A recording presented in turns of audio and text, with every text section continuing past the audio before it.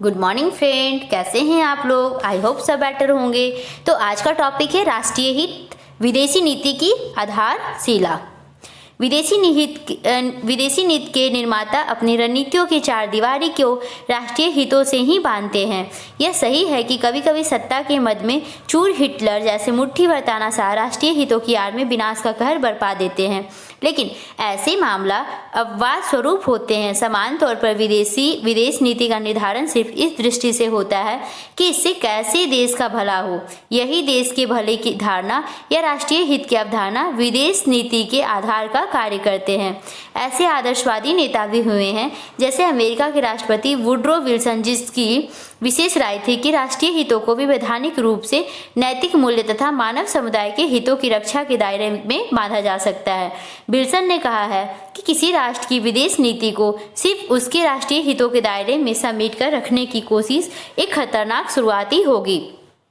हम उन आदर्श सिद्धांतों से हटने का साहस नहीं जुटा सकते जिसके अनुसार हमारी पथ प्रदर्शक नीतियां नैतिकता पर आधारित है, न कि जरूरत पर। हमारे किसी तरह के स्वार्थी इरादे नहीं हैं, लेकिन ऐसे आदर्शवादी विचार राष्ट्रीय हितों से जुड़े विदेश नीति के कारखाने में तूती की आवाज की तरह ही साबित हुए हैं। विल्सन के ये आदर्श विचार उनके पूर्ववर्ती अमेरिका के पहले राष्ट्रपति जॉर्ज वॉशिंगटन से बिल्कुल मेल नहीं खाते हैं। वॉशिंगटन ने कहा है कि कोई भी देश, चाहे उसकी विचारधारा कितनी ही आदर्शवादी क्यों ना हो, उन्हें पूरा करने की इच्छा भी चाहे कितनी प्रबल क्यों ना हो, वह अपनी विदेश नीति का आधार अपने राष्ट्रीय हित से अलग नहीं बना सकता।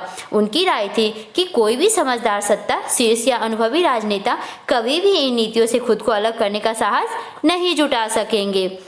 अब एक नज़र इस पर देखें कि राष्ट्रीय हित के तत्व कौन कौन से हैं।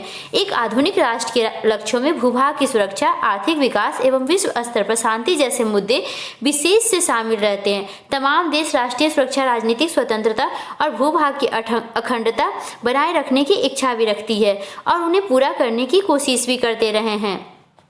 दूसरे शब्द में राष्ट्र की सुरक्षा स्वाभाविक रूप से विदेश नीति की बुनियादी सोच होती है। दूसरे, आर्थिक हितों को बढ़ावा देना तथा व्यापार के लिए अनुकूल माहौल प्राप्त करना भी विदेश नीति के केंद्र में भी होती है। तीसरे, अधिकांश आधुनिक राष्ट्र इस पर सहमत है कि अंतर्राष्ट्रीय शांति का माहौल कर हालत में बनाए रखा जाए।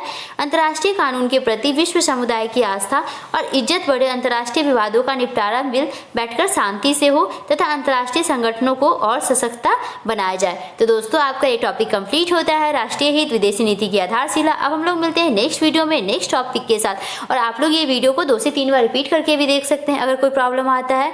उसके अलावा भी अगर आप किसी और टॉपिक पे या किसी और सब्जेक्ट पे अगर आप वीडियो चाहते हैं तो आप लोग कमेंट करके मुझे बता सकते हैं। तो दोस्तों, मिलते हैं नेक्स्ट वीडियो में। Bye, take care, have a nice day, bye bye.